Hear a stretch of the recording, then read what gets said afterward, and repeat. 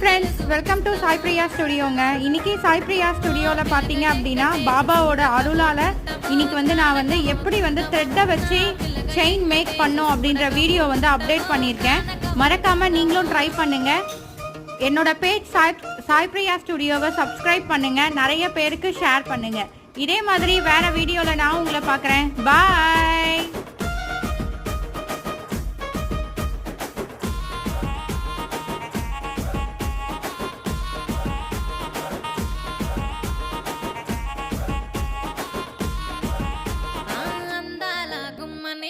ఆగకపోతే